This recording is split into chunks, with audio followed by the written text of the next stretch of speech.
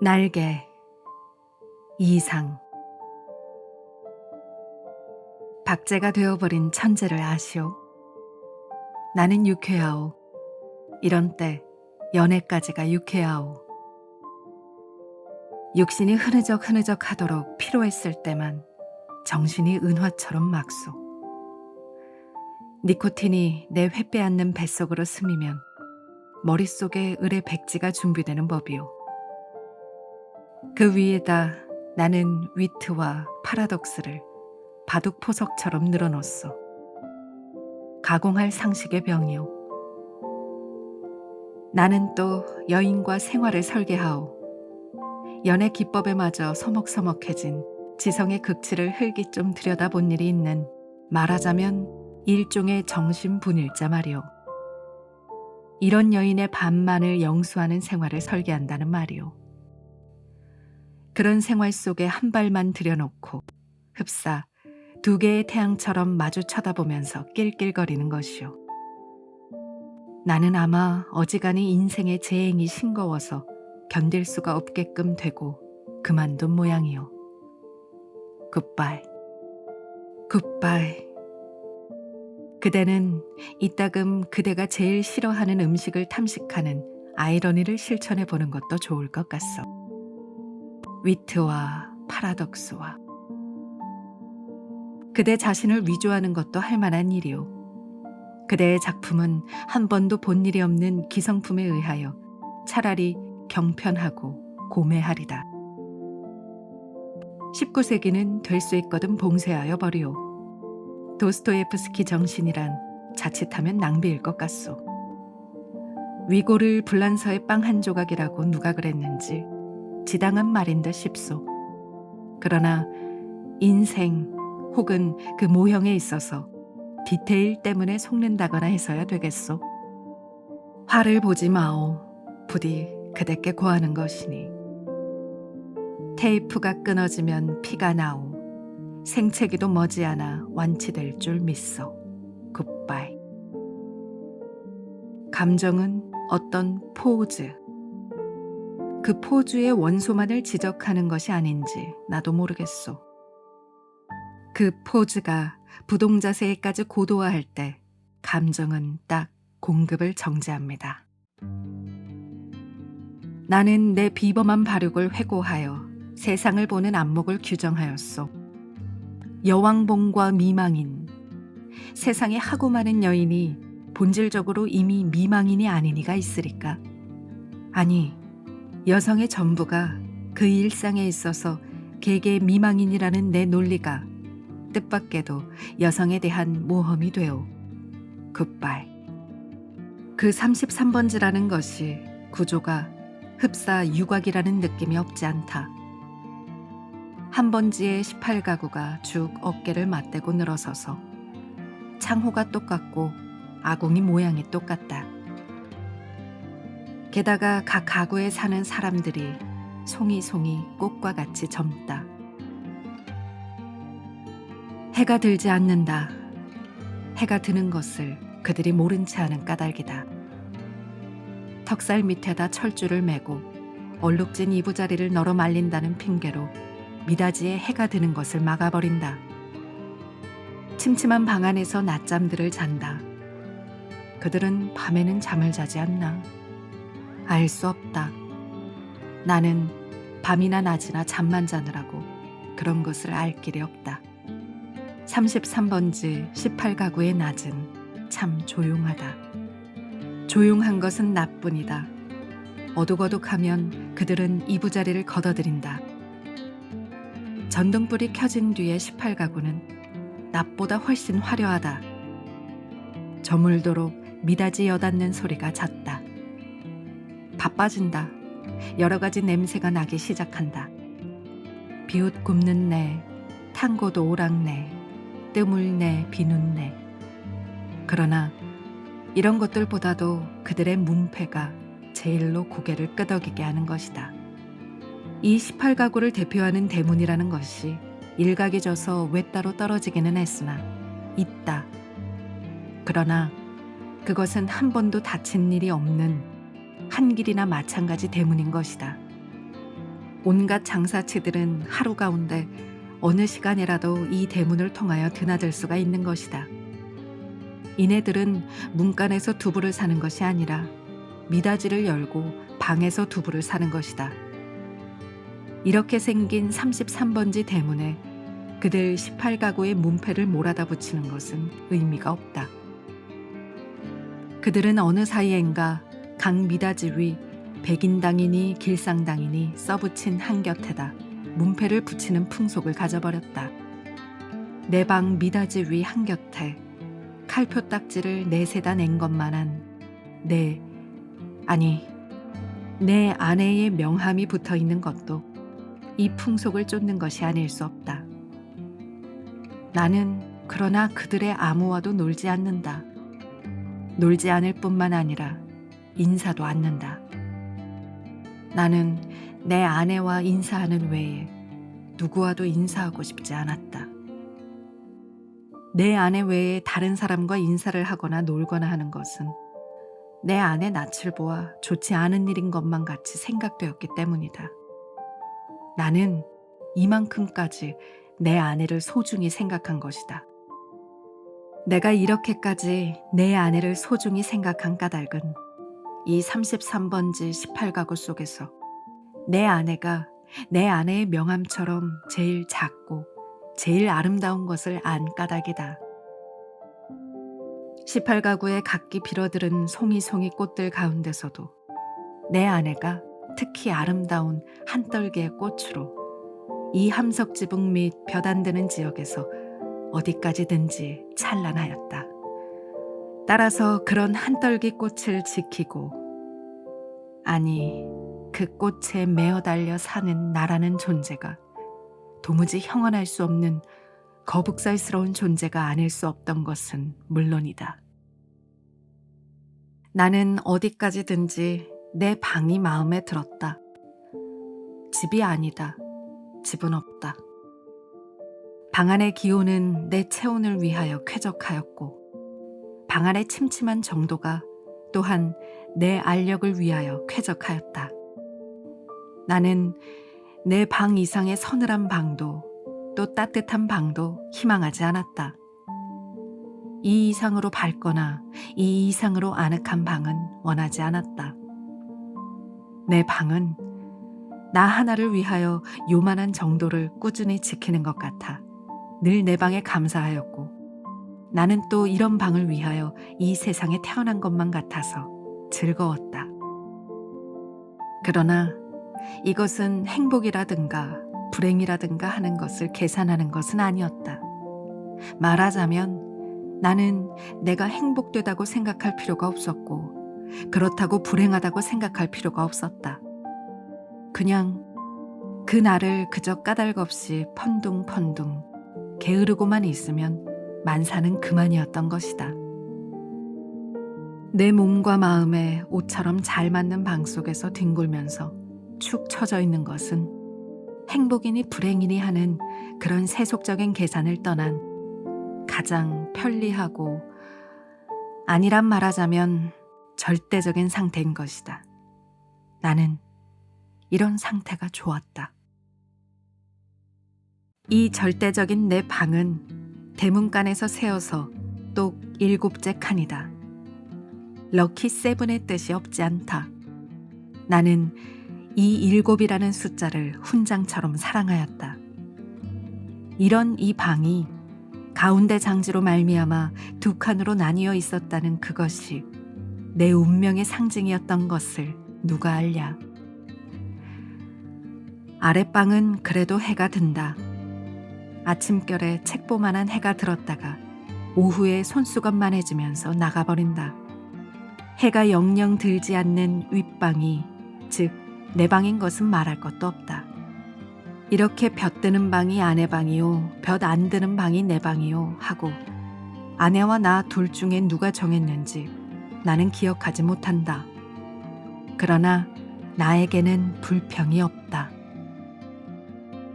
아내가 외출만 하면 나는 얼른 아랫방으로 와서 그 동쪽으로 난 들창을 열어놓으면 들이비치는 햇살이 아내의 화장대를 비춰 가지각색 병들이 아롱이지면서 찬란하게 빛나고, 이렇게 빛나는 것을 보는 것은 다시 없는 내 오락이다.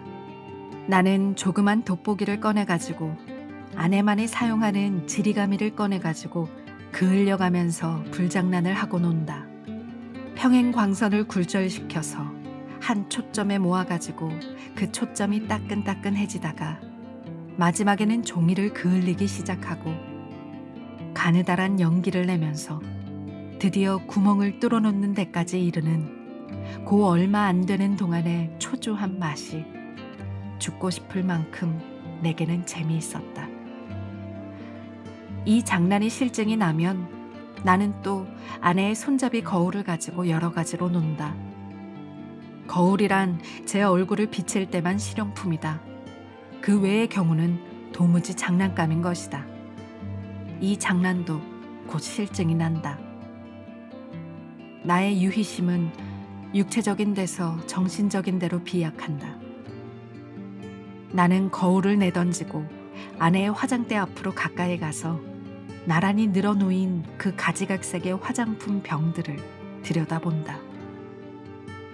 그것들은 세상의 무엇보다도 매력적이다. 나는 그 중에 하나만을 골라서 가만히 마개를 빼고 병구멍을 내 코에 가져다 대고 숨죽이듯이 가벼운 호흡을 하여 본다. 이국적인 센슈얼한 향기가 폐로 스며들면 나는 저절로 스르르 감기는 내 눈을 느낀다. 확실히 아내의 최치의 파편이다. 나는 도로 병마개를 막고 생각해 본다. 아내의 어느 부분에서 요 냄새가 났던가를. 그러나 그것은 분명하지가 않다. 왜? 아내의 채취는 여기 늘어섰는 가지각색 향기의 합계일 것이니까. 아내의 방은 늘 화려하였다. 내 방이 벽에 못한 게 꽂히지 않은 소박한 것인 반대로 아내의 방에는 천장 밑으로 쫙 돌려 못이 박히고 몸마다 화려한 아내의 치마와 저고리가 걸렸다. 여러 가지 무늬가 보기 좋다. 나는 그 여러 조각의 치마에서 늘 아내의 동체와 그 동체가 될 수 있는 여러 가지 포즈를 연상하면서 내 마음은 늘 점잖지 못하다. 그렇건만 나에게는 옷이 없었다. 아내는 내게 옷을 주지 않았다. 입고 있는 골덴 양복 한 벌이 내 자리옷이었고 통상복과 나들이 옷을 겸한 것이었다.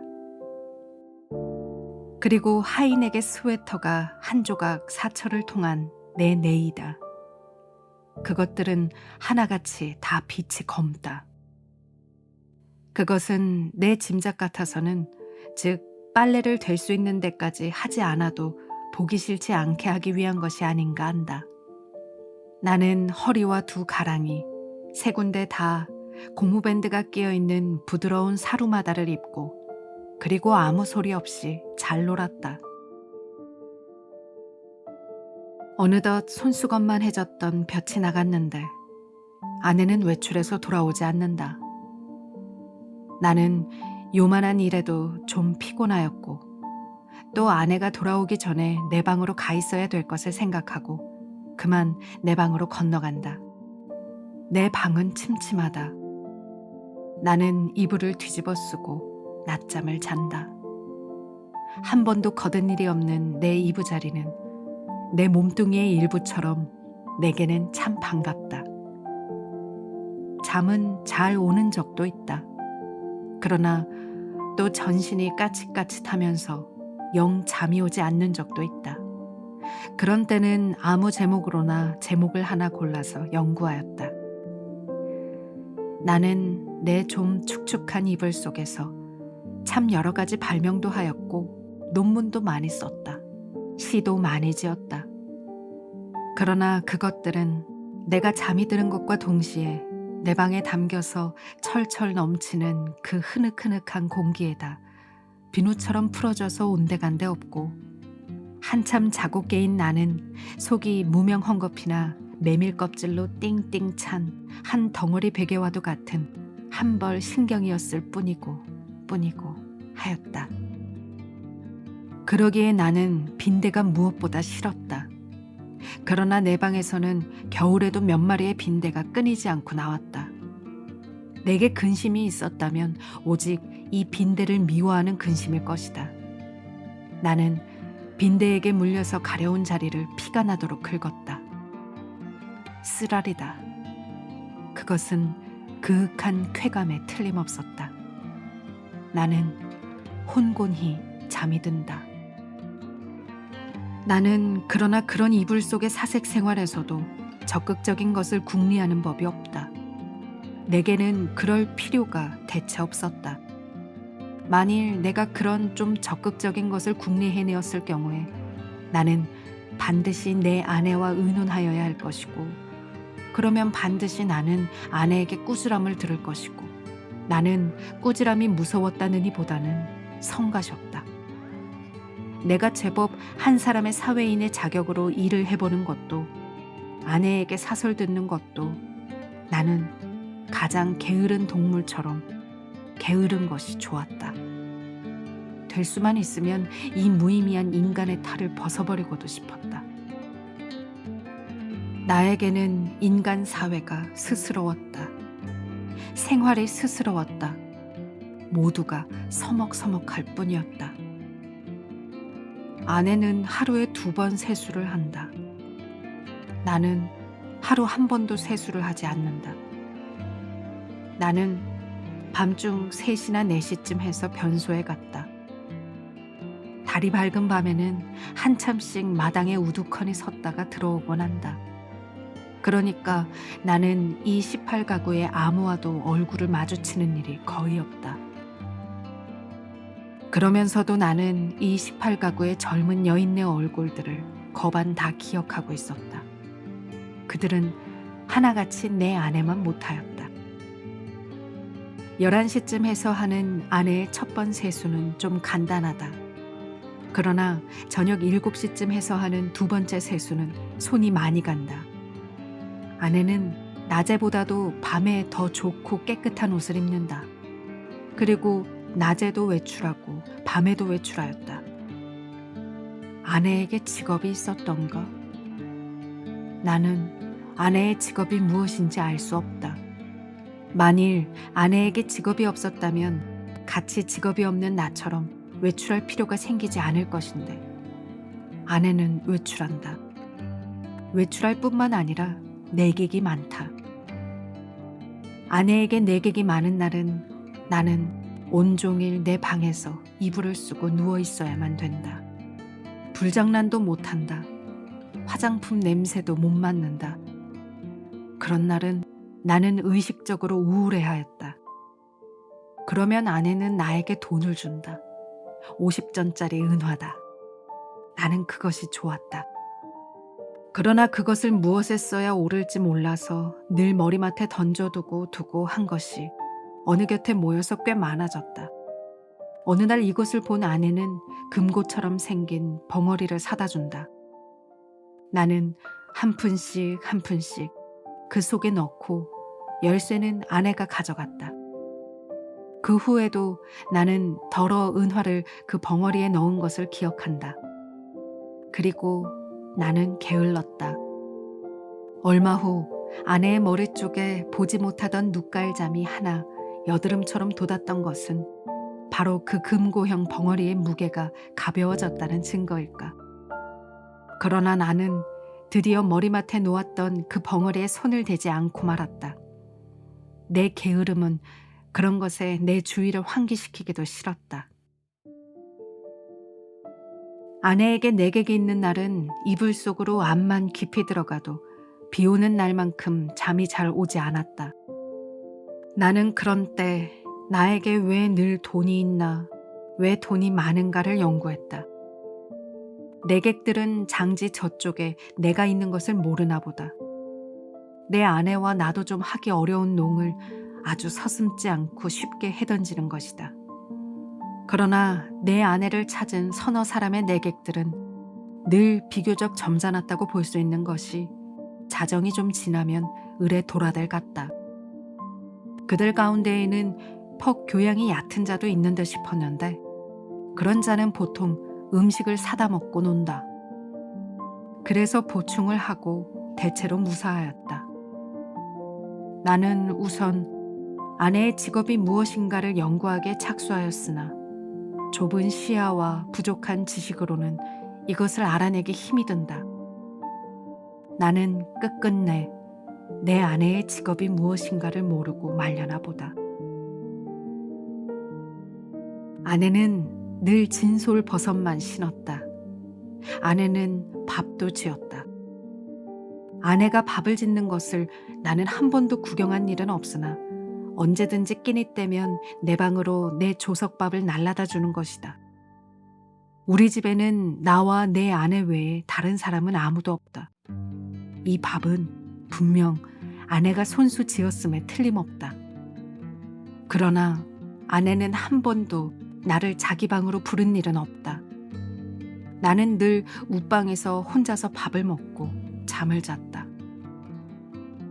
밥은 너무 맛이 없었다. 반찬이 너무 엉성하였다.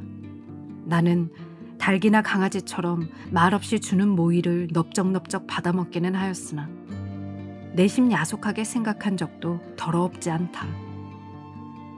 나는 안색이 여지없이 창백해 가면서 말라들어갔다. 나날이 눈에 보이듯이 기운이 줄어들었다. 영양 부족으로 하여 몸뚱이 곳곳의 뼈가 불쑥불쑥 내어밀었다. 하룻밤 사이에도 수십 차를 돌쳐눕지 않고는 여기저기가 배겨서 나는 배겨낼 수가 없었다. 그렇기 때문에 나는 내 이불 속에서 아내가 늘 흔히 쓸 수 있는 저 돈의 출처를 탐색해내는 일변, 장지 틈으로 새어나오는 아랫방의 음성은 무엇일까를 간단히 연구하였다. 나는 잠이 잘 안 왔다. 깨달았다. 아내가 쓰는 그 돈은 내게는 다만 실없는 사람들로밖에 보이지 않는 까닭 모른 내객들이 놓고 가는 것이 틀림없으리라는 것을 깨달았다. 그러나 왜 그들 내객은 돈을 놓고 가나? 왜 내 아내는 그 돈을 받아야 되나? 하는 예의관념이 내게는 도무지 알 수 없는 것이었다. 그것은 그저 예의에 지나지 않는 것일까? 그렇지 않으면 혹 무슨 대가일까? 보수일까? 내 아내가 그들의 눈에는 동정을 받아야만 할 한 가엾은 인물로 보였던가? 이런 것들을 생각하노라면 의례 내 머리는 그냥 혼란하여 버리고 하였다. 잠들기 전에 획득했다는 결론이 오직 불쾌하다는 것뿐이었으면서도 나는 그런 것을 아내에게 물어보거나 한 일이 참 한 번도 없다. 그것은 대체 귀찮기도 하려니와 한잠 자고 일어나는 나는 사뭇 딴 사람처럼 이것도 저것도 다 깨끗이 잊어버리고 그만두는 까닭이다. 내객들이 돌아가고 혹 외출해서 돌아오고 하면 아내는 간편한 것으로 옷을 바꾸어 입고 내 방으로 나를 찾아온다. 그리고 이불을 들치고 내 귀에는 영 생동생동한 몇 마디 말로 나를 위로하려 든다. 나는 조소도 고소도 홍소도 아닌 웃음을 얼굴에 띠고 아내의 아름다운 얼굴을 쳐다본다. 아내는 방글에 웃는다. 그러나 그 얼굴에 떠도는 일말의 애수를 나는 놓치지 않는다. 아내는 능히 내가 배고파하는 것을 눈치챌 것이다. 그러나 아랫방에서 먹고 남은 음식을 나에게 주려들지는 않는다. 그것은 어디까지든지 나를 존경하는 마음일 것임에 틀림없다. 나는 배가 고프면서도 저기 마음이 든든한 것을 좋아했다. 아내가 무엇이라고 짓거리고 갔는지 귀에 남아있을 리가 없다. 다만 내 머리맡에 아내가 놓고 간 은화가 전등불에 흐릿하게 빛나고 있을 뿐이다. 고 금고형 벙어리 속에 은화가 얼만큼이나 모였을까? 나는 그러나 그것을 쳐들어보지 않았다. 그저 아무런 의욕도 기원도 없이 그 단추구멍처럼 생긴 틈바구니로 은화를 떨어뜨려 둘 뿐이었다. 왜 아내의 내객들이 아내에게 돈을 놓고 가나 하는 것이 풀 수 없는 의문인 것 같이, 왜 아내는 나에게 돈을 놓고 가나 하는 것도 역시 나에게는 똑같이 풀 수 없는 의문이었다. 내 비록 아내가 내게 돈을 놓고 가는 것이 싫지 않았다 하더라도 그것은 다만 그것이 내 손가락에 닿는 순간에서부터 그 벙어리 주둥이에서 자취를 감추기까지의 하잘것없는 짧은 촉각이 좋았다 뿐이지 그 이상 아무 기쁨도 없다. 어느 날 나는 그 벙어리를 변소에 갖다 넣어버렸다. 그때 벙어리 속에는 몇 푼이나 되는지 모르겠으나 그 은화들이 꽤 들어있었다. 나는 내가 지구 위에 살며 내가 이렇게 살고 있는 지구가 질풍신뢰의 속력으로 광대무변의 공간을 달리고 있다는 것을 생각했을 때 참 허망하였다. 나는 이렇게 부지런한 지구 위에서는 현기증도 날 것 같고 해서 한시바삐 내려버리고 싶었다. 이불 속에서 이런 생각을 하고 난 뒤에는 나는 그 은화를 그 벙어리에 넣고 하는 것조차 귀찮아졌다. 나는 아내가 손수 벙어리를 사용하였으면 하고 생각하였다. 벙어리도 돈도 사실은 아내에게만 필요한 것이지 내게는 애초부터 의미가 전혀 없는 것이었으니까 될 수만 있으면 그 벙어리를 아내는 아내 방으로 가져갔으면 하고 기다렸다. 그러나 아내는 가져가지 않는다. 나는 내가 아내 방으로 가져다 둘까 하고 생각하여 보았으나 그쯤에는 아내의 내객이 워낙 많아서 내가 아내 방에 가볼 기회가 도무지 없었다. 그래서 나는 하는 수 없이 변소에 갖다 집어넣어 버리고 만 것이다. 나는 서글픈 마음으로 아내의 꾸지람을 기다렸다. 그러나 아내는 끝내 아무 말도 하지 않았다. 않았을 뿐 아니라 여전히 돈은 돈대로 머리맡에 놓고 가지 않나. 내 머리맡에는 어느덧 은화가 꽤 많이 모였다. 내객이 아내에게 돈을 놓고 가는 것이나 아내가 내게 돈을 놓고 가는 것이나 일종의 쾌감, 그 외에 다른 아무런 이유도 없는 것이 아닐까 하는 것을 나는 또 이불 속에서 연구하기 시작하였다. 쾌감이라면 어떤 종류의 쾌감일까를 계속하여 연구하였다. 그러나 그것은 이불 속의 연구로는 알 길이 없었다. 쾌감 하고 나는 뜻밖에도 이 문제에 대해서만 흥미를 느꼈다. 아내는 물론 나를 늘 감금하여 두다시피 하여 왔다. 내게 불평이 있을 리 없다. 그런 중에도 나는 그 쾌감이라는 것의 유무를 체험하고 싶었다. 나는 아내의 밤 외출 틈을 타서 밖으로 나왔다. 나는 거리에서 잊어버리지 않고 가지고 나온 은화를 지폐로 바꾼다. 5원이나 된다. 그것을 주머니에 넣고 나는 목적지를 잃어버리기 위하여 얼마든지 거리를 쏘다녔다. 오래간만에 보는 거리는 거의 경이에 가까울 만큼 내 신경을 흥분시키지 않고는 마지 않았다. 나는 금시에 피곤하여 버렸다. 그러나 나는 참았다. 그리고 밤이 이슥하도록 까닭을 잃어버린 채 이 거리 저 거리로 지향 없이 헤매었다. 돈은 물론 한 푼도 쓰지 않았다. 돈을 쓸 아무 엄두도 나지 않았다. 나는 벌써 돈을 쓰는 기능을 완전히 상실한 것 같았다. 나는 과연 피로를 이 이상 견디기가 어려웠다. 나는 가까스로 내 집을 찾았다. 나는 내 방을 가려면 아내 방을 통과하지 않으면 안 될 것을 알고 아내에게 내객이 있나 없나를 걱정하면서 미닫이 앞에서 좀 거북살스럽게 기침을 한번 했더니 이것은 참 또 너무도 암상스럽게 미닫이가 열리면서 아내의 얼굴과 그 등 뒤에 낯설은 남자의 얼굴이 이쪽을 내다보는 것이다. 나는 벼랑간 내어 쏟아지는 불빛에 눈이 부셔서 좀 머뭇머뭇했다. 나는 아내의 눈초리를 못 본 것은 아니다. 그러나 나는 모른 체 하는 수밖에 없었다. 왜? 나는 어쨌든 아내의 방을 통과하지 아니하면 안 되니까. 나는 이불을 뒤집어 썼다. 무엇보다도 다리가 아파서 견딜 수가 없었다. 이불 속에서는 가슴이 울렁거리면서 암만 해도 까무라칠 것만 같았다. 걸을 때는 몰랐더니 숨이 차다. 등에 식은땀이 쭉 내배인다. 나는 외출한 것을 후회하였다. 이런 피로를 잊고 어서 잠이 들었으면 좋겠다. 한잠 잘 자고 싶었다. 얼마 동안이나 비스듬히 엎드려 있었더니 차츰차츰 뚝딱거리는 가슴 동계가 가라앉는다.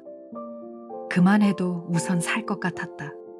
나는 몸을 들쳐 반드시 천장을 향하여 눕고 쭉 다리를 뻗었다. 그러나 나는 또다시 가슴의 동계를 피할 수 없게 되었다. 아랫방에서 아내와 그 남자의 내 귀에도 들리지 않을 만큼 낮은 목소리로 소곤거리는 기척이 장지 틈으로 전하여 왔던 것이다. 청각을 더 예민하게 하기 위하여 나는 눈을 떴다. 그리고 숨을 죽였다.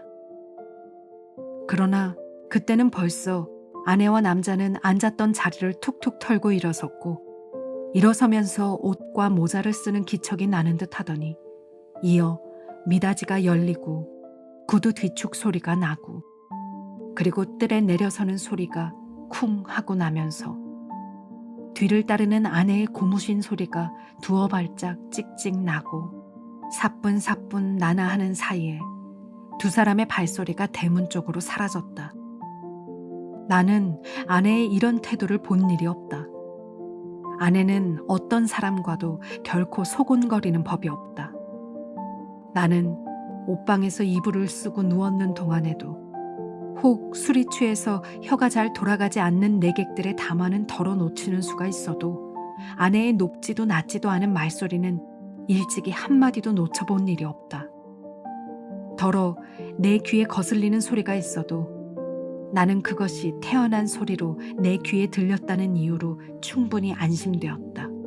그렇던 아내의 이런 태도는 필시 그 속에 여간하지 않은 사정이 있는 듯싶이 생각이 되고, 내 마음은 좀 서운하였으나 그보다도 나는 좀 너무 피로해서 오늘만은 이불 속에서 아무것도 연구하지 않기로 굳게 결심하고 잠을 기다렸다. 낮잠은 좀처럼 오지 않았다.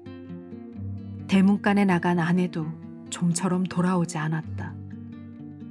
그러는 동안에 흐지부지 나는 잠이 들어버렸다. 꿈이 얼숭덜숭 종을 잡을 수 없는 거리의 풍경을 여전히 헤매었다. 나는 몹시 흔들렸다.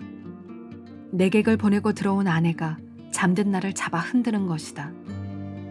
나는 눈을 번쩍 뜨고 아내의 얼굴을 쳐다보았다.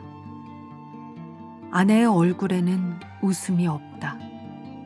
나는 좀 눈을 비비고 아내의 얼굴을 자세히 보았다. 노기가 눈초리에 떠서 얇은 입술이 파르르 떨린다. 좀처럼 이 노기가 풀리기는 어려울 것 같았다. 나는 그대로 눈을 감아버렸다. 벼락이 내리기를 기다린 것이다. 그러나 새근 하는 숨소리가 나면서 부스스 아내의 치맛자락 소리가 나고 장지가 여닫히며 아내는 아내 방으로 돌아갔다. 나는 다시 몸을 돌쳐 이불을 뒤집어 쓰고는 개구리처럼 엎드리고 엎드려서 배가 고픈 가운데도 오늘 밤의 외출을 또 한 번 후회하였다. 나는 이불 속에서 아내에게 사죄하였다. 그것은 내 오해라고. 나는 사실 밤이 퍼그나 이슥한 줄만 알았던 것이다. 그것이 네 말 맞다나 자정 전인지는 정말이지 꿈에도 몰랐다. 나는 너무 피곤하였다. 오래간만에 나는 너무 많이 걸은 것이 잘못이다. 내 잘못이라면 잘못은 그것밖에 없다. 외출은 왜 하였더냐고. 나는 그 머리맡에 저절로 모인 5원 돈을 아무에게라도 좋으니 주어보고 싶었던 것이다. 그뿐이다. 그러나 그것도 내 잘못이라면 나는 그렇게 알겠다. 나는 후회하고 있지 않나. 내가 그 5원 돈을 써버릴 수가 있었던들 나는 자정 안에 집에 돌아올 수 없었을 것이다. 그러나 거리는 너무 복잡하였고 사람은 너무도 들끓었다. 나는 어느 사람을 붙들고 그 5원 돈을 내어주어야 할지 갈피를 잡을 수가 없었다. 그러는 동안에 나는 여지없이 피곤해버리고 말았던 것이다. 나는 무엇보다도 좀 쉬고 싶었다. 눕고 싶었다. 그래서 나는 하는 수 없이 집으로 돌아온 것이다. 내 짐작 같아서는 밤이 어지간히 늦은 줄만 알았는데 그것이 불행히도 자정 전이었다는 것은 참 안 된 일이다. 미안한 일이다. 나는 얼마든지 사죄하여도 좋다. 그러나 종시 아내의 오해를 풀지 못하였다 하면 내가 이렇게까지 사죄하는 보람은 그럼 어디 있나. 한심하였다. 1시간 동안을 나는 이렇게 초조하게 굴지 않으면 안 되었다. 나는 이불을 획 젖혀버리고 일어나서 장지를 열고 아내 방으로 비틀비틀 달려갔던 것이다. 내게는 거의 의식이라는 것이 없었다. 나는 아내 이불 위에 엎드러지면서 바지 포켓 속에서 그 돈 5원을 꺼내 아내 손에 쥐어준 것을 간신히 기억할 뿐이다. 이튿날 잠이 깨었을 때 나는 내 아내 방, 아내 이불 속에 있었다.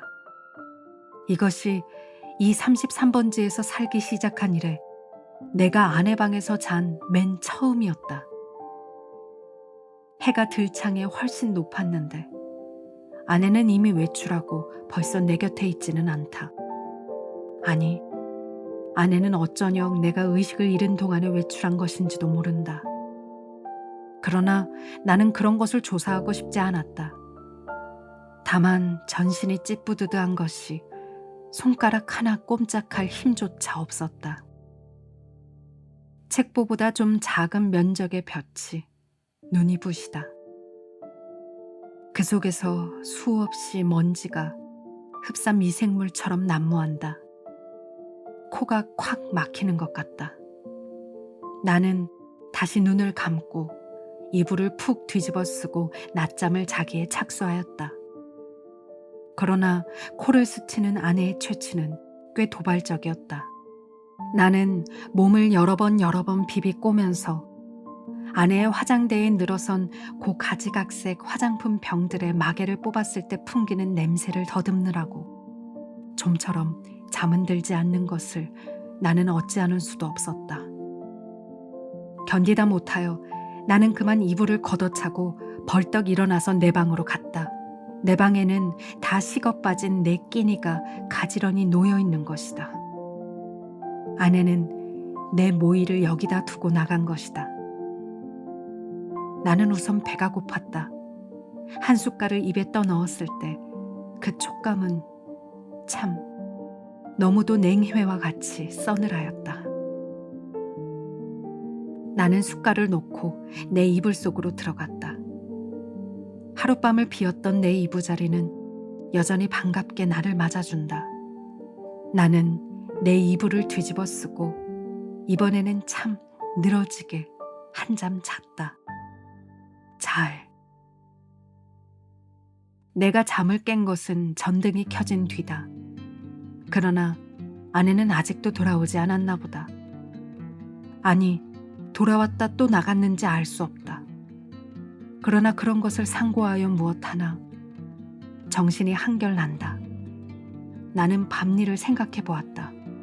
그 돈 5원을 아내의 손에 쥐어주고 넘어졌을 때 느낄 수 있었던 쾌감을 나는 무엇이라고 설명할 수가 없었다. 그러나 내객들이 내 아내에게 돈 놓고 가는 심리며 내 아내가 내게 돈 놓고 가는 심리의 비밀을 나는 알아낸 것 같아서 여간 즐거운 것이 아니다. 나는 속으로 빙그레 웃어보았다. 이런 것을 모르고 오늘까지 지내온 내 자신이 어떻게 우스꽝스럽게 보이는지 몰랐다. 따라서 나는 또 오늘 밤에도 외출하고 싶었다. 그러나 돈이 없다. 나는 또 어쩌냐게 그 돈 5원을 한꺼번에 아내에게 주어버린 것을 후회하였다. 또 그 벙어리를 변소에 갖다 쳐넣어버린 것도 후회하였다. 나는 실없이 실망하면서 습관처럼 그 돈 5원이 들어있던 내 바지 포켓에 손을 넣어 한번 휘둘러 보았다. 뜻밖에도 내 손에 쥐어지는 것이 있었다. 2원밖에 없었다.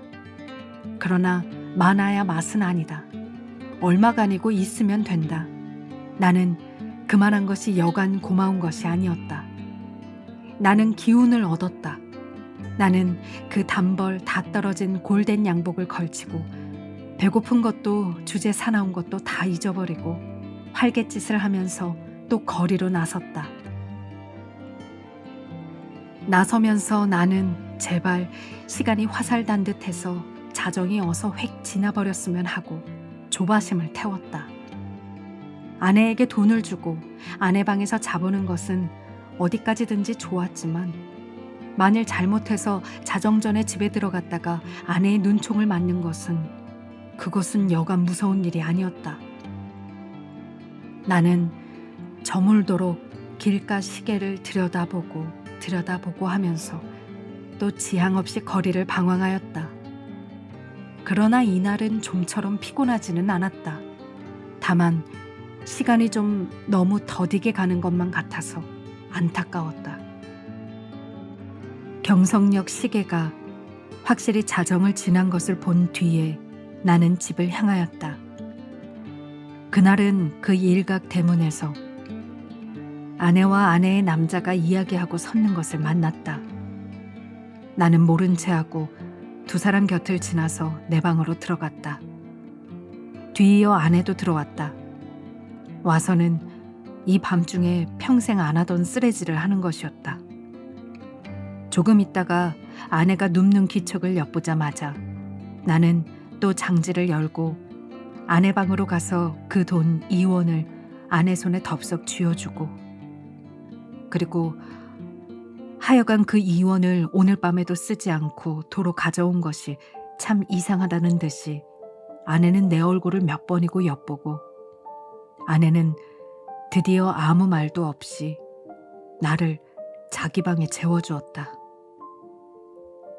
나는 이 기쁨을 세상의 무엇과도 바꾸고 싶지는 않았다. 나는 편히 잘 잤다. 이튿날도 내가 잠이 깨었을 때는 아내는 보이지 않았다. 나는 또 내 방으로 가서 피곤한 몸이 낮잠을 잤다. 내가 아내에게 흔들려 깨었을 때는 역시 불이 들어온 뒤였다. 아내는 자기 방으로 나를 오라는 것이다. 이런 일은 또 처음이다. 아내는 끊임없이 얼굴에 미소를 띠고 내 팔을 이끄는 것이다. 나는 이런 아내의 태도 이면에 앵간치 않은 음모가 숨어 있지는 않은가 하고 적이 불안을 느끼지 않을 수 없었다. 나는 아내의 하자는 대로 아내의 방으로 끌려갔다. 아내 방에는 저녁 밥상이 조촐하게 차려져 있는 것이다. 생각하여 보면 나는 이틀을 굶었다. 나는 지금 배고픈 것까지도 긴가민가 잊어버리고 얼음얼음 하던 차다. 나는 생각하였다.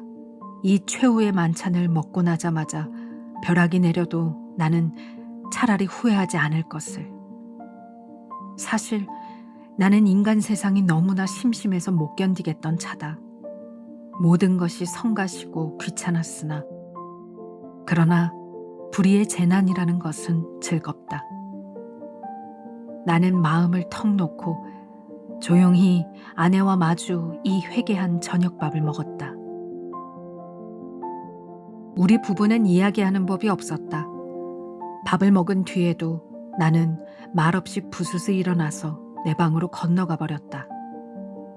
아내는 나를 붙잡지 않았다. 나는 벽에 기대어 앉아서 담배를 한 대 피워 물고 그리고 벼락이 떨어질 테거든 어서 떨어져라 하고 기다렸다. 5분, 10분. 그러나 벼락은 내리지 않았다. 긴장이 차츰 풀어지기 시작한다. 나는 어느덧 오늘 밤에도 외출할 것을 생각하고 있었다. 돈이 있었으면 하고 생각하고 있었다. 그러나 돈은 확실히 없다. 오늘은 외출하여도 나중에 올 무슨 기쁨이 있나. 내 앞이 그저 아뜩하였다. 나는 화가 나서 이불을 뒤집어 쓰고 이리 뒹굴 저리 뒹굴 굴렀다. 금시 먹은 밥이 목으로 자꾸 치밀어 올라온다. 메스꺼웠다. 하늘에서 얼마라도 좋으니 왜 지폐가 소낙비처럼 퍼붓지 않나. 그것이 그저 한없이 야속하고 슬펐다. 나는 이렇게밖에 돈을 구하는 아무런 방법도 알진 못했다. 나는 이불 속에서 좀 울었나 보다. 왜 없느냐면서. 그랬더니 아내가 또 내 방에를 왔다. 나는 깜짝 놀라 아마 이제서야 벼락이 내리려나 보다 하고 숨을 죽이고 두꺼비 모양으로 엎드려 있었다. 그러나 떨어진 입을 새어나오는 아내의 말소리는 참 부드러웠다. 정다웠다. 아내는 내가 왜 우는지를 안다는 것이다. 돈이 없어서 그러는 게 아니란다. 나는 실없이 깜짝 놀랐다. 어떻게 사람의 속을 환하게 들여다보는고 해서 나는 한편으로 슬그머니 겁도 안 나는 것은 아니었으나 저렇게 말하는 것을 보면 아마 내게 돈을 줄 생각이 있나 보다. 만일 그렇다면 오죽이나 좋은 일일까? 나는 이불 속에 뚫뚫 말린 채 고개도 들지 않고 아내의 다음 거동을 기다리고 있으니까 예쏘 하고 내 머리맡에 내려뜨리는 것은 그 가뿐한 음향으로 보아 지폐임에 틀림없었다. 그리고 내 귀에다 대고 오늘일랑 어제보다도 늦게 들어와도 좋다고 속삭이는 것이다. 그것은 어렵지 않다. 우선 그 돈이 무엇보다도 고맙고 반가웠다. 어쨌든 나섰다. 나는 좀 야맹증이다. 그래서 될 수 있는 대로 밝은 거리로 돌아다니기로 했다. 그리고는 경성역 1, 2등 대합실 한곁 T2로 루메를 들렀다. 그것은 내게는 큰 발견이었다. 거기는 우선 아무도 아는 사람이 안 온다. 설사 왔다가도 곧 돌아가니까 좋다. 나는 날마다 여기 와서 시간을 보내리라 속으로 생각하여 두었다.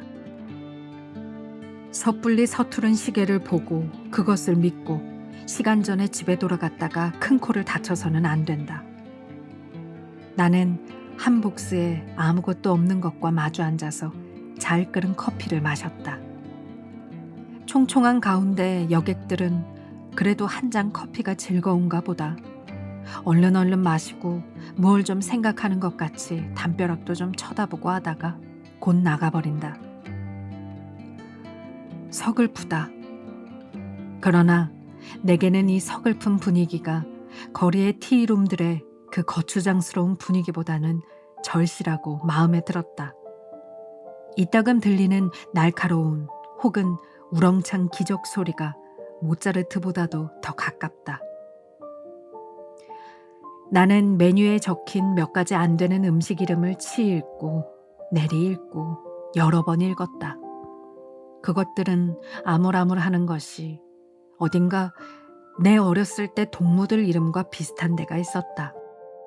거기서 얼마나 내가 오래 앉았는지 정신이 오락가락하는 중에 객이 슬며시 뜸해지면서 이 구석 저 구석 걷어치우기 시작하는 것을 보면 아마 닫을 시간이 된 모양이다. 11시가 좀 지났구나.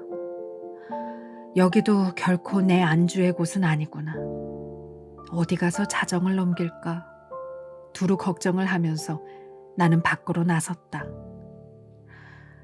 비가 온다. 빗발이 제법 굵은 것이 우비도 우산도 없는 나를 고생시킬 작정이다. 그렇다고 이런 괴이한 풍모를 차리고 이 홀에서 어물어물하는 수도 없고 에이, 비를 맞으면 맞았지 하고 그냥 나서버렸다. 대단히 선선해서 견딜 수가 없다. 골덴옷이 젖기 시작하더니 나중에는 속속들이 스며들면서 추궁거린다. 비를 맞아가면서라도 견딜 수 있는 데까지 거리를 돌아다녀서 시간을 보내려 하였으나 인제는 선선해서 이 이상은 더 견딜 수가 없다. 오한이 자꾸 일어나면서 이가 딱딱 맞부딪힌다. 나는 걸음을 늦추면서 생각하였다. 오늘 같은 궂은 날도 아내에게 내객이 있으려고? 없겠지 하는 생각이 드는 것이다. 집으로 가야겠다. 아내에게 불행히 내객이 있거든 내 사정을 하리라. 사정을 하면 이렇게 비가 오는 것을 눈으로 보고 알아주겠지. 불이 나게 와보니까 그러나 아내에게는 내객이 있었다. 나는 너무 춥고 척척해서 얼떨김에 노크하는 것을 잊었다. 그래서 나는 보면 아내가 덜 좋아할 것을 그만 보았다. 나는 간발자국 같은 발자국을 내면서 덤벙덤벙 아내 방을 디디고 내 방으로 가서 쭉 빠진 옷을 활활 벗어버리고 이불을 뒤썼다. 덜덜덜덜 떨린다. 오한이 점점 더 심해 들어온다. 여전 땅이 꺼져 들어가는 것만 같다. 나는 그만 의식을 잃어버리고 말았다. 이튿날 내가 눈을 떴을 때 아내는 내 머리맡에 앉아서 제법 근심스러운 얼굴이다. 나는 감기가 들었다. 여전히 으스스 춥고 또 골치가 아프고 입에 군침이 도는 것이 씁쓸하면서 다리팔이 척 늘어져서 노곤하다. 아내는 내 머리를 쓱 짚어보더니 약을 먹어야지 한다.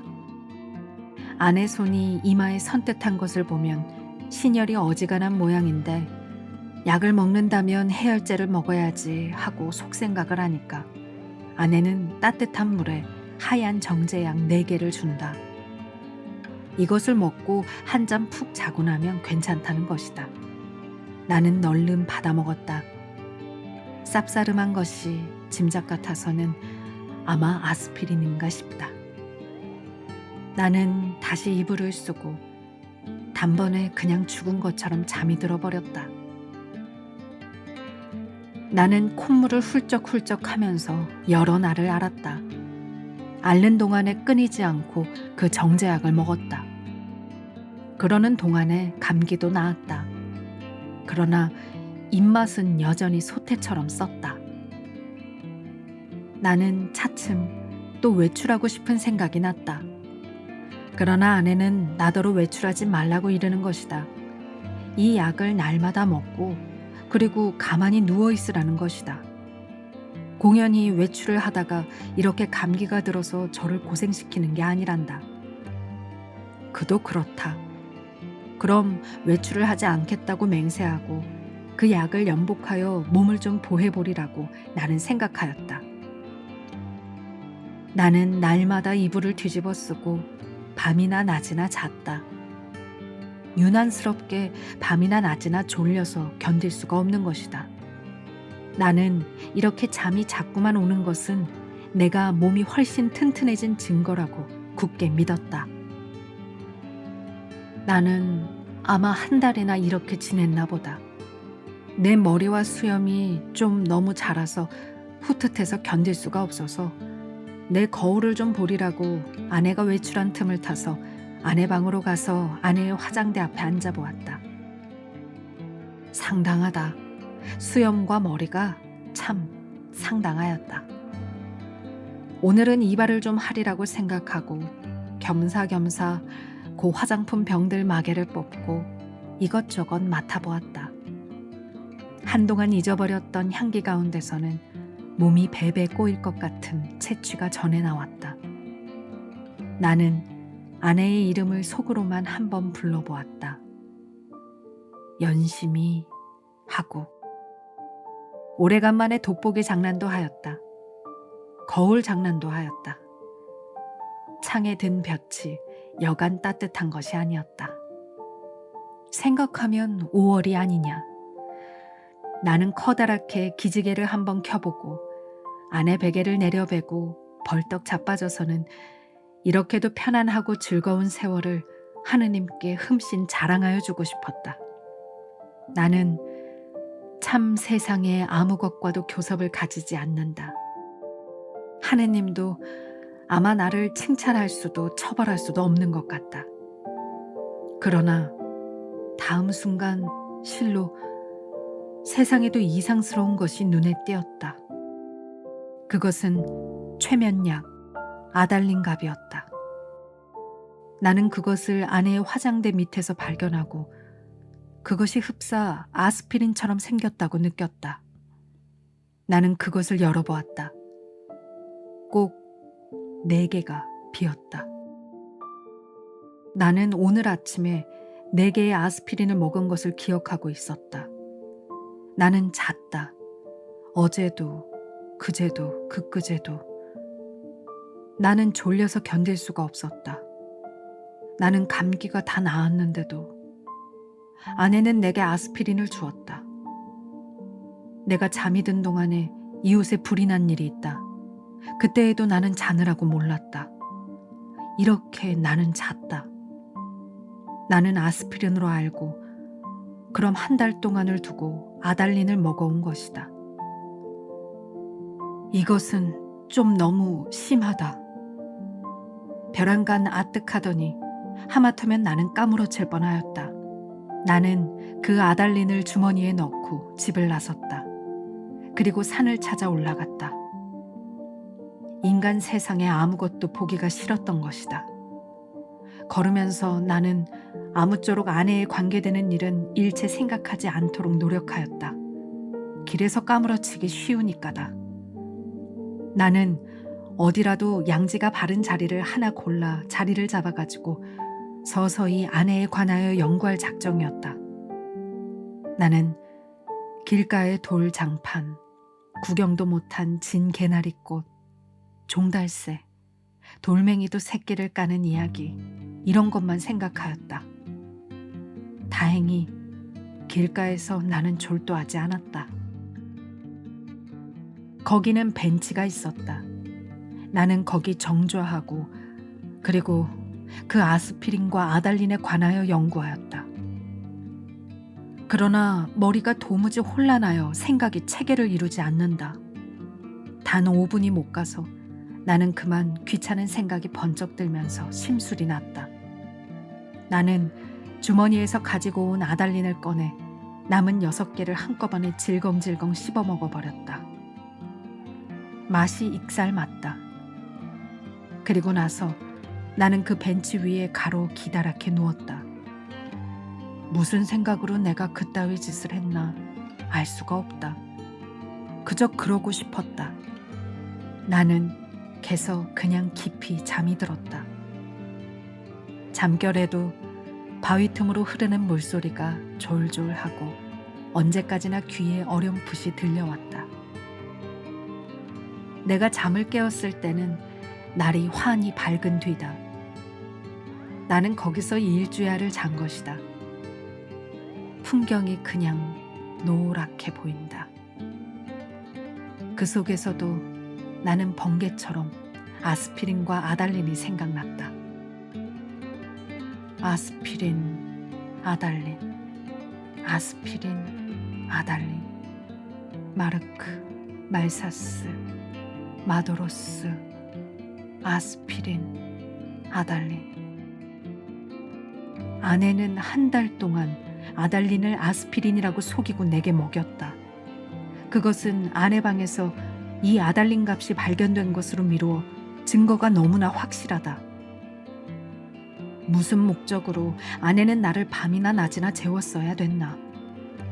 나를 밤이나 낮이나 재워놓고 그리고 아내는 내가 자는 동안에 무슨 짓을 했나?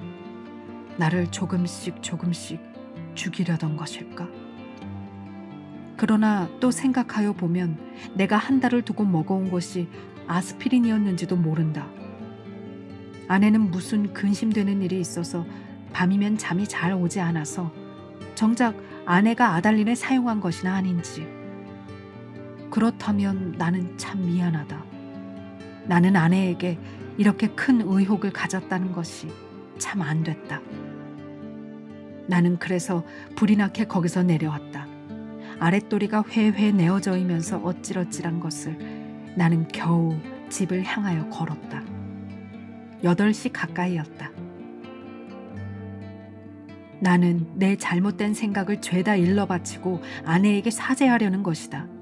나는 너무 급해서 그만 또 말을 잊어버렸다. 그랬더니 이건 참 큰일 났다. 나는 내 눈으로 절대로 보아서 안 될 것을 그만 딱 보아버리고 만 것이다. 나는 얼떨결에 그만 냉큼 미닫이를 닫고 그리고 현기증이 나는 것을 진정시키느라고 잠깐 고개를 숙이고 눈을 감고 기둥을 짚고 섰자니까 1초 여유도 없이 획 미닫이가 다시 열리더니 매무새를 풀어헤친 아내가 불쑥 내밀면서 내 멱살을 잡는 것이다. 나는 그만 어지러워서 개가 나둥그러졌다. 그랬더니 아내는 넘어진 내 위에 덮치면서 내 살을 함부로 물어뜯는 것이다. 아파 죽겠다. 나는 사실 반항할 의사도 힘도 없어서 그냥 넙적 엎드려 있으면서 어떻게 되나 보고 있자니까 뒤이어 남자가 나오는 것 같더니 아내를 한아름에 덥석 안아가지고 방으로 들어가는 것이다. 아내는 아무 말 없이 다소곳이 그렇게 안겨 들어가는 것이 내 눈에 여간 미운 것이 아니다. 밉다. 아내는 너 밤새워가면서 도둑질하러 다니느냐 개짓질하러 다니느냐고 발악이다. 이것은 참 너무 억울하다. 나는 어안이 벙벙하여 도무지 입이 떨어지지를 않았다. 너는 그야말로 나를 살해하려던 것이 아니냐고 소리를 한번 꽥 질러보고도 싶었으나 그런 긴가민가한 소리를 섣불리 입 밖에 내었다가는 무슨 화를 볼는지 알 수 없다. 차라리 억울하지만 잠자코 있는 것이 우선 상책인 듯 생각이 들길래 나는 이것은 또 무슨 생각으로 그랬는지 모르지만 툭툭 떨고 일어나서 내 바지 포켓 속에 남은 돈 몇 원 몇십 전을 가만히 꺼내서는 몰래 미닫이를 열고 살며시 문지방 밑에 놓고 나서는 나는 그냥 줄다른 박지를 쳐서 나와버렸다. 여러 번 자동차에 치일 뻔하면서도 나는 그래도 경성역으로 찾아갔다. 빈자리와 마주 앉아서 이 쓰디쓴 입맛을 거두기 위하여 무엇으로나 입가심을 하고 싶었다. 커피, 좋다. 그러나 경성역 홀 안에 한 걸음 들여놓았을 때 나는 내 주머니에는 돈이 한 푼도 없는 것을, 그것을 깜빡 잊었던 것을 깨달았다. 또 아뜩하였다. 나는 어디선가 그저 맥없이 머뭇머뭇하면서 어쩔 줄 모를 뿐이었다. 얼빠진 사람처럼 그저 이리 갔다 저리 갔다 하면서 나는 어디로 드립다 쏘다녔는지 하나도 모른다. 다만 몇 시간 후에 내가 미스꽃이 옥상에 있다는 것을 깨달았을 때는 거의 대낮이었다. 나는 거기 아무데나 주저앉아서 내가 자라온 26회를 회고하여 보았다. 몽롱한 기억 속에서는 이렇다는 아무 제목도 불거져 나오지 않았다. 나는 또 내 자신에게 물어보았다. 너는 인생에 무슨 욕심이 있느냐고. 그러나 있다고도 없다고도 그런 대답은 하기가 싫었다. 나는 거의 나 자신의 존재를 인식하기도 어려웠다. 허리를 굽혀서 나는 그저 금붕어를 들여다보고 있었다. 금붕어는 참 잘들도 생겼다. 작은 놈은 작은 놈대로, 큰 놈은 큰 놈대로 다 싱싱하니 보기 좋았다. 내려비치는 5월 햇살에 금붕어들은 그릇바탕에 그림자를 내려들었다. 지느러미는 하늘하늘 손수건을 흔드는 흉내를 낸다. 나는 이 지느러미 수요를 헤어보기도 하면서 굽힌 허리를 좀처럼 펴지 않았다. 등이 따뜻하다. 나는 또 오타게 거리를 내려다보았다. 거기서는 피곤한 생활이 또 금붕어 지느러미처럼 흐느흐느 허우적거렸다. 눈에 보이지 않는 끈적끈적한 줄에 엉켜서 헤어나지들을 못한다. 나는 피로와 공복 때문에 무너져 들어가는 몸뚱이를 끌고 그 오타게 거리 속으로 섞여가지 않는 수도 없다 생각하였다. 나서서 나는 또 문득 생각하여 보았다. 이 발길이 지금 어디로 향하여 가는 것인가를. 그때 내 눈앞에는 아내의 모가지가 벼락처럼 내려 떨어졌다. 아스피린과 아달린. 우리들은 서로 오해하고 있느니라. 설마 아내가 아스피린 대신에 아달린의 정량을 나에게 먹여왔을까? 나는 그것을 믿을 수는 없다. 아내가 대체 그럴 까닭이 없을 것이니 그러면 나는 날밤을 새면서 도둑질을 계집질을 하였나? 정말이지 아니다. 우리 부부는 숙명적으로 발이 맞지 않는 절름발이인 것이다. 내나 아내나 제 거동에 로직을 붙일 필요는 없다. 변해할 필요도 없다. 사실은 사실대로, 오해는 오해대로 그저 끝없이 발을 절뚝거리면서 세상을 걸어가면 되는 것이다. 그렇지 않을까? 그러나 나는 이 발길이 아내에게로 돌아가야 옳은가? 이것만은 분간하기가 좀 어려웠다. 가야 하나? 그럼 어디로 가나? 이때 뚜 하고 정오 사이렌이 울었다. 사람들은 모두 내 활개를 펴고 닭처럼 푸드덕거리는 것 같고 온갖 유리와 강철과 대리석과 지폐와 잉크가 부글부글 끓고 수선을 떨고 하는 것 같은 찰나. 그야말로 현란을 극한 정오다. 나는 불현듯 겨드랑이가 가렵다. 아, 그것은 내 인공의 날개가 돋았던 자국이다. 오늘은 없는 이 날개. 머릿속에서는 희망과 야심이 말소된 페이지가 딕셔너리 넘어가듯 번뜩였다. 나는 걷던 걸음을 멈추고 그리고 일어나 한번 이렇게 외쳐보고 싶었다. 날개야, 다시 돋아라. 날자, 날자. 한 번만 더 날자꾸나. 한 번만 더 날아보자꾸나.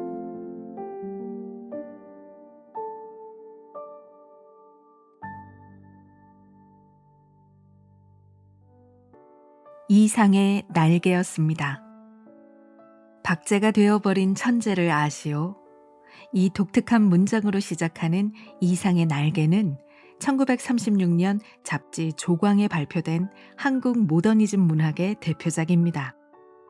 일제강점기 도시 지식인의 내면을 실험적인 문체로 표현한 이 작품은 존재의 불안과 공포, 무기력한 자아, 그리고 현실 도피의 욕망이 응축된 작품이라고 평가받습니다. 작품 속 화자는 이름도 직업도 사회적 위치도 명확하지 않은 인물입니다. 햇볕이 들지 않는 방에서 살아가는 주인공은 아내가 주는 밥을 먹고 돈을 받아 쓰며 스스로를 철저히 수동적으로 둡니다. 그는 삶의 주도권을 포기한 채 이불 속에서 사색하고 상상할 뿐 현실을 바꾸려는 의지는 없습니다. 심지어 아내가 수면제 아달린을 아스피린이라 속여 그를 재운 사실을 알아차리고도 뚜렷한 행동을 하지 않죠. 날자, 날자, 한 번만 더 날자꾸나. 한 번만 더 날아보자꾸나. 마지막 외침이 길게 여운을 남깁니다. 날개는 자유의 상징이자 현실을 벗어나고픈 열망이며 동시에 현실 속 무기력한 자아가 꾸는 꿈 같기도 합니다. 그가 간절히 날아보고자 했던 마음은 어디를 향한 것이었을까요? 이상은 날개를 통해 자기 정체성을 잃고 방황하는 개인이 현실과 타인 속에서 어떻게 점점 희미해지는지를 보여줍니다. 지금을 살아가는 우리 모두의 자화상처럼 느껴지기도 하죠. 한 번 더 날아가고픈 곳이 있으신가요?